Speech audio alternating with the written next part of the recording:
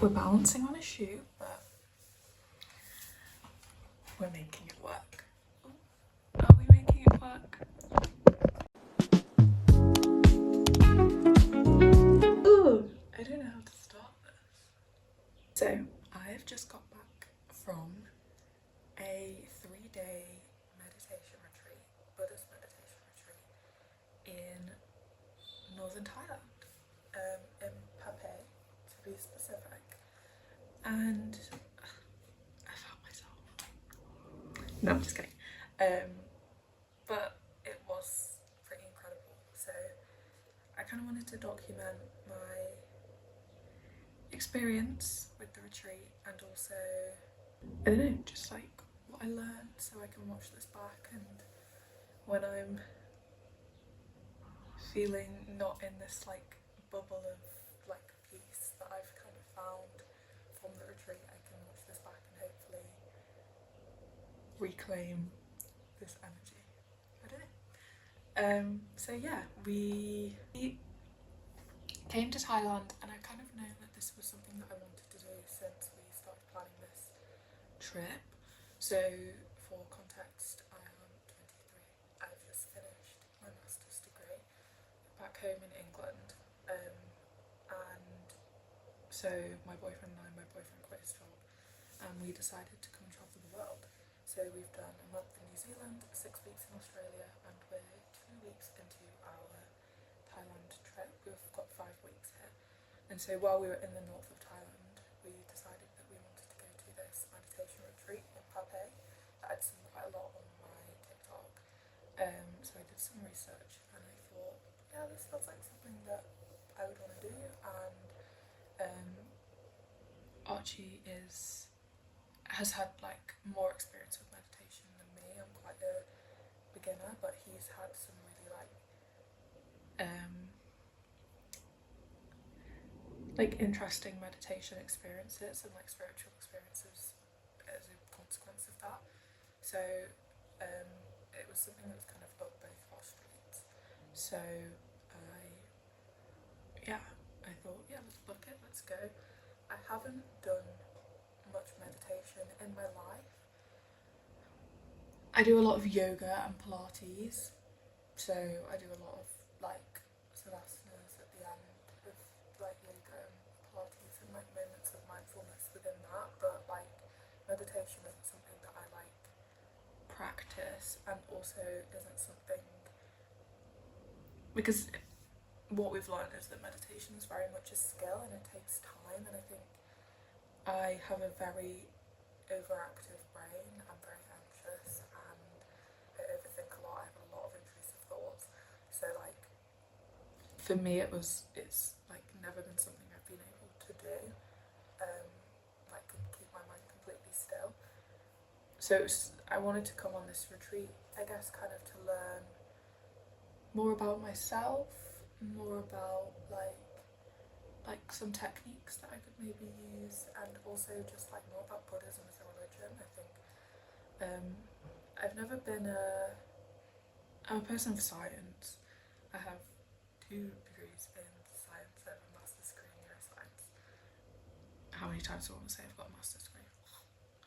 But yeah, I've never been I've never followed a religion. I wasn't brought up to follow a religion. I've not been, baptised, or I didn't have a christening, anything like that. But I've always been somewhat spiritual. I think, especially at kind of like low points of my life, like I've always reached out to like kind of, I think this is quite common, like reached out to always like a higher being of sorts. So in my first year of university, when I was really going through a lot, that was crystals and the universe, and yeah, I was like, well, I've kind of always had this mindset of like when I've been going through hard things, like, well, this can't be for no reason. Like I must be doing this because the universe like has a plan, and I've kind of always believed quite strongly in that. So, oh my god, that was a complete, I can't even remember what I was trying to say. But basically, we were really excited to go on this retreat, and it completely lived up to all my expectations, really. And yeah, I just kind of wanted to talk a bit about what I learned, my experience, and yeah.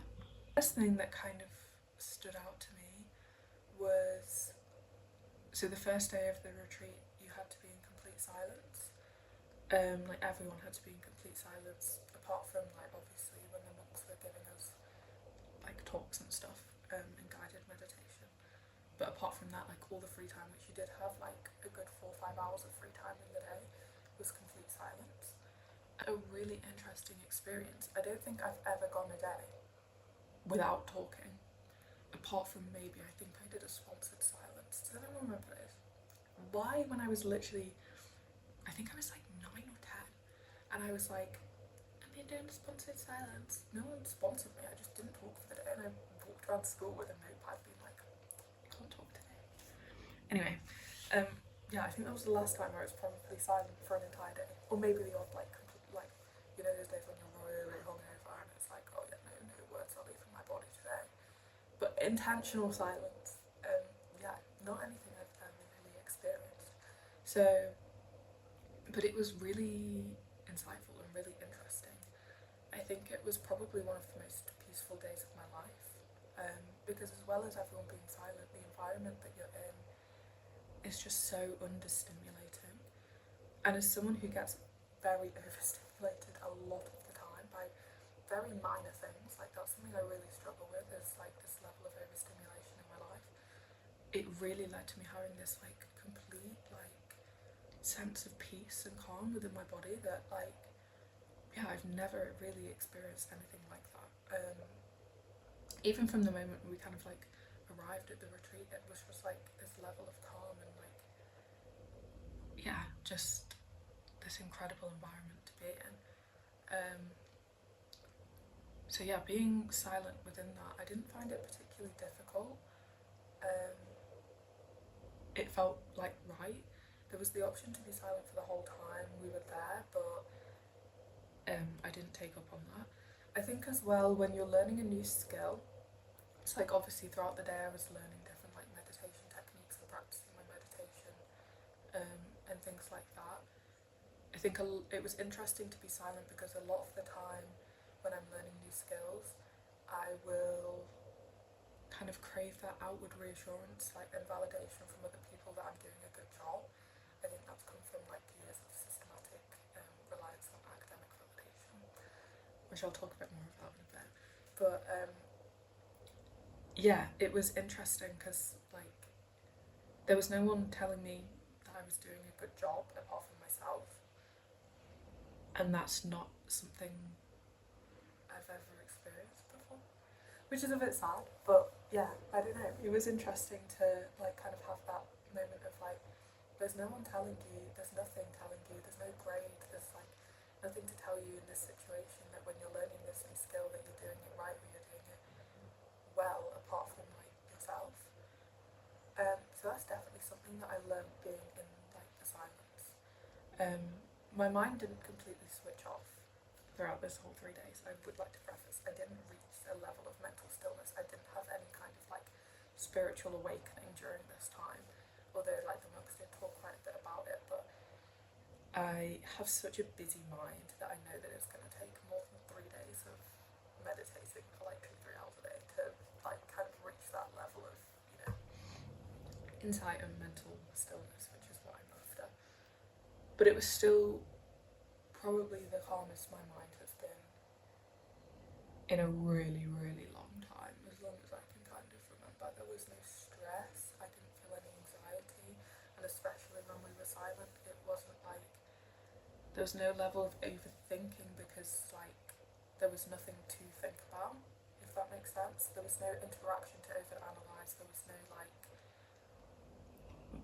yeah, like there was nothing to overthink because I wasn't doing anything. I was just kind of being peaceful and being insightful and like appreciating the world around me. So yeah, that was my experience with the silence. I think if I was to do something like this again, I would potentially try and be silent for longer, because I feel like as soon as that silence was broken and I immediately started talking about about my experiences with Archie, obviously I'm then like again getting that like outward validation as to like that like that what I was doing is valid when I still need to be better at kind of like validating that myself. The next thing that I kind of wanted to talk about was how addicted I am to my phone and to screens. And as much as I've just talked about all this, like how much I loved being understimulated, I really, really struggled to not go on my phone, not go on any social media, not go on my iPad. I brought my iPad out here with me because I'm an iPad kid at heart and I love YouTube. It's like my safe space. But I was like, I decided, you didn't have to, there was signal and everything, but I made the decision to turn my phone on airplane mode for the entire time that we were there. And oh my god, it was so hard. And it's interesting because when we were in Australia, we went to Gari, or it's like commonly known as Fraser Island, where it's like quite famous. Like it's a very backpackery thing to do. I will say it was probably one of the most fun things we did in Australia. It's probably my highlight of Australia. But yeah, we didn't have any phone service there for 3 days, like the same amount of time.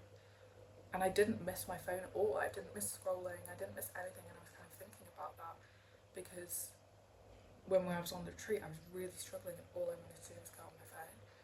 And it's because when we were in Gari, obviously we're doing activities every day. We're constantly stimulated by all these other people, which was incredible. Like we were meeting new people, we were chatting with new people. There were all these things going on. We had a very chaotic Gari trip as well. A lot of things went wrong on the final day. It was, yeah, but I was constantly stimulated, and obviously in this environment, there's nothing to be stimulated by. It's, you know, you're in the mountains of Thailand. There's no like itinerary bar like going to like workshops and going to meditation sessions, but like there were hours in the day where like there was free time and nothing to do. And oh my god, I really, really struggled. Like I found it really hard not to like want to go on my phone and pick up my phone and scroll on TikTok. And yeah, it was really interesting. And I'm not gonna lie, like one morning I woke up and I kind of convinced myself the night before that if I didn't turn my phone off airplane mode that my alarm would go off. Again with the intrusive thoughts, but whatever. And I woke up but I kept it on do not disturb, so I wouldn't get any like notifications coming through. And I woke up, turned my alarm off, and immediately, like it was literally, there wasn't even a thought process behind it. I woke up and I scrolled and I went on Instagram and I started scrolling through stories, and it took me like 30 seconds to be like, what am I doing? Like, what am I doing? Like I hadn't even consciously processed that was something that I was like going to do. It was literally muscle memory. And I did it again this morning when we woke up, and I immediately went on Instagram because it's just a habit. I'm addicted to that like immediate dopamine fix in the morning. And I realised that that's really something I need to work on because yeah, it's not something I enjoy. It makes me have quite bad brain fog. You're immediately kind of faced with other people's lives, like stuff that everyone else is doing, and immediately I wake up and I'm comparing myself to all these people when actually I just need to wake up and live presently in the life that I'm living now. So that was definitely something else that I kind of realised through this retreat, which was really interesting.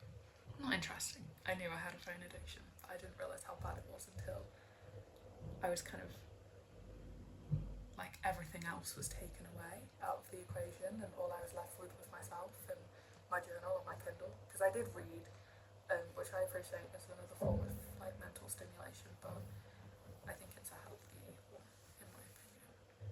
And I did watch YouTube because, like I said, I kind of wish I didn't, but I'm trying not to live in the past and have regrets, so it is what it is, and I love YouTube. So that was definitely another insight that I gained from the experience and something I want to work on moving forward. Sorry, if I look down, I have my journal down here. I've just written like a list of things I want to talk about.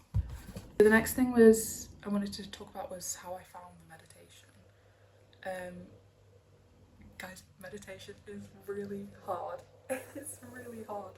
And a lot of the monks was kind of saying like it is the simplest thing to do, like completely clearing your mind of any thought and just like being still. It is in theory and in like intellect, it's the simplest thing that you can possibly do, but I found it so taxing. I was exhausted by the end of every day. I was literally going to sleep at like 8:30 at night because I was so mentally exhausted from like meditating so long every day. I found it really, really hard. I wrote a little thing in my journal. Yeah, it was almost like by trying to keep my mind still and focusing so much on that, I was also overstimulating myself at the same time. And one of the things the monk taught us was to like focus to like, you're trying to like say your mind is going at 100%, you're trying to focus on that 1%, going down to 1%, not necessarily zero straight away, but to 1%.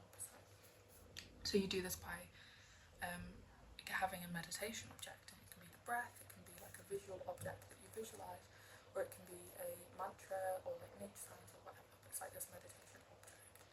So he said that a mantra is most effective because obviously you have this inner dialogue, so by like repeating this mantra over and over again, the idea is to squash that inner dialogue. My inner dialogue would just talk over the mantra. Like, it was so like frustrating. Like, I would be sat, so like saying like this, close my eyes, and I'm repeating this mantra in my head, and then my inner dialogue would be like, oh, good job, you're doing it. Yeah, nice, that's it. And then I'd clock and I go, oh, I'm actually not doing it. No, actually not. And then it would just spiral from there. And they say you need to like take those thoughts and like just gently push them away. And I would gently push them away, and then more would just come up and gently. And it was so much effort. And when you're sat there for like an hour, like that was too much for me. Yeah, I found it really, really difficult. So it's definitely a skill that I'm gonna have to practice. I think I'm gonna start by just doing like 5 minutes a day. But even now, like my brain is telling me, oh, you don't need to do that because it's so hard. But the monk kind of gave the analogy of like, you know, you wouldn't go to the gym. I mean, I would. This is, I think, the root of the issue is that like you wouldn't go to the gym and expect to see results the next day. You wouldn't go to the gym for a month and expect to see results. I would expect to see results because I'm not a very patient person. It's something else that I've really learned on this retreat. So like you can't expect your mind to be completely trained within 3 days, a month, a year even. Like it takes a lot of time, especially like someone like me who has like such a hard time with like overthinking and intrusive thoughts and stuff. So yeah, the meditation in itself was really difficult, but it's something I'm working on. The thing I kind of wanted to touch on was, so like kind of the whole reason I went on this trip in general really is because I've kind of had this big question in my life since I left uni in August of like, okay, what's next? And like this big question that I feel like you get asked a lot, not even just in your early 20s, but like I feel like from when you're like 7, 8, 9 years old, it's like, oh, well, what do you want to do with your life? Like, what do you want to be? And there's always this thing of like, what do you want to be? And like, that was something I've really been struggling with these past kind of like month, like 6 months. Oh my god. Because like I don't know what I want to be, and I feel like I've always put this like big something. So like I came on this trip in general, not just the retreat, but the retreat kind of specifically. I want to find my purpose. I want to find what fulfills me. I want to find like what I want to do. Like in my head, I'll have this moment. I'll be like, oh yeah, that's my future career. Bit of my like, I would call this my quarter life crisis personally, but each to their own. A bit dramatic maybe. And I kind of realised on this trip, like we're constantly asked like, what do you want to be? What do you want to be? And I feel like over time that's like kind of manifested itself into me basing like all my self-worth into this future job and putting so much expectation and pressure on this future career that I need to have, that needs to give me complete fulfillment and complete purpose and be the only source of like happiness in my life, when actually that does not need to be the case. Like, what this retreat has kind of taught me is, and a lot of the teaching in Buddhism is very much living presently, living in the current moment. And I think by doing that, I've kind of realised that my purpose and my fulfillment don't necessarily need to be a career. They don't need to be a job.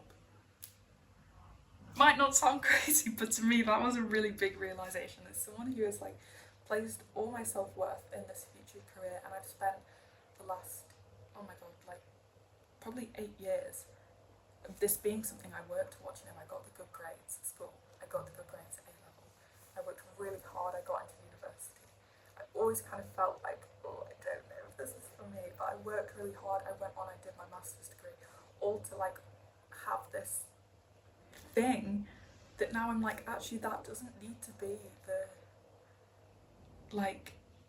the main thing of my life. Like, yes, having a job is of course important, and getting money is of course, you know, to sustain your life, and you know, that is of course something that's important, but that doesn't need to be your source of purpose, and that doesn't need to be your source of happiness. Actually, you can find fulfillment and happiness in the everyday and in the present. I know I want a job and a career that helps people, but I've realised that, like, within that, it doesn't really matter what I do, as long as I kind of find that level of happiness and joy within my everyday, then I'll have lived a happy life and a peaceful life. So, like, it doesn't matter what the title of my LinkedIn page says. You know what I mean? I don't know if that made any sense. But that's kind of like the conclusion I kind of came to. And I just want to do something that I enjoy and I can find the happiness in every day. And if that doesn't necessarily mean it has to be the perfect job, I just have to be happy. Last thing I kind of want to touch on in my experience was my experience of learning about my anxiety within this retreat. As I mentioned, I have got anxiety. I've been diagnosed. Where do I even start with this? It's a very loaded topic. But I think as a result of that, and a result of many other things that have happened in my life, I'm a very negative person. I might not appear it to like my friends and like to my family and things, because, you know, but if you know me and you see how I make my choices within the everyday, I'm always thinking of the worst thing that can happen. I'm always thinking of like the worst case scenario and how I can combat that and how I can protect myself. I have quite bad health anxiety. I have quite bad fear of death. Bit deep to be talking about right now, but you know, that is kind of how I am. I wanted to kind of settle it and rationalise it a little bit, and I think what was most important for me was, because I feel it's been like affecting my relationship, it's been affecting how I do things on this trip, which I know is kind of like a once in a lifetime trip, and I'm not doing things that I wanted to do because I'm getting too anxious or I'm thinking too negatively about them, and that was something I really wanted to change. And I think there was a lot that was said that's kind of helped me flip that mindset from being so negative about everything and realising that actually the most important thing is actually just living completely presently. Not presently in the sense of your day, which I think I do quite a lot, a week or month, like living presently in that moment. Like in that exact moment, living presently and having that positive attitude, or even just a neutral attitude towards the situation, will reduce like the suffering that you cause yourself as a result of your negative attitude, because that's what it does cause me. It causes me a lot of suffering. So I think moving forward, like when I have these negative reactions or I get triggered by things which I do very easily, and I have these like very intense like physical, bodily, like automatic reactions to situations. And so moving forward, I really want to focus on acknowledging, and this is kind of what we learned in one of the sessions with the monks, was like acknowledging how I'm feeling, accepting how I'm feeling in that moment, but not letting that like continue on and affect me for the next moment. I don't know if that makes sense. Okay, this is how I'm feeling right now. That's okay. Like, that's how it is. Moving on from that, we're not going to let that fester. We're not going to let it like snowball into something bigger than it is. If something happens, a lot of the time I will then be in a bad mood for the rest of the day because something's happened, and I let those negative emotions fester within me, and I take it out on everyone around me. And I realise that that's really not something I enjoy doing, and not something that I want to do, and I'm not being my best self by doing that. So moving forward, I'm really trying to like acknowledge how I'm feeling, living with it, but then like accepting it and moving forward, and like accepting, okay, that was something that triggered me. That doesn't mean we now need to make this situation something that triggers me as well. Like not letting it snowball, I think, is my main focus for at the moment, because my anxiety and my negative attitude isn't going to be fixed in a day. I think if I can work on like just doing that, like, okay, I'm having an anxious reaction. Okay, let's not let that like now snowball into the next 4 hours and have my anxious reaction for the next 4 hours. I don't know if it'll work, but that's the attitude that I'm like trying to have at the moment. And yeah, they're kind of like the main things that I have learned, I guess, and found insight in through the meditation retreat.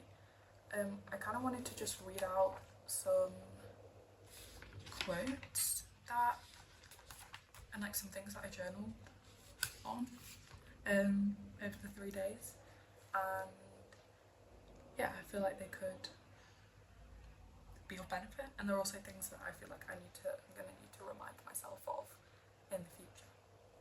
Happiness can come easily once your mind is open. It doesn't have to be complicated or hard, and you should not have expectation of happiness. You should find happiness within the little things in the present moment. Everyone has different reasons why they do different things, so you must come to be at peace with this.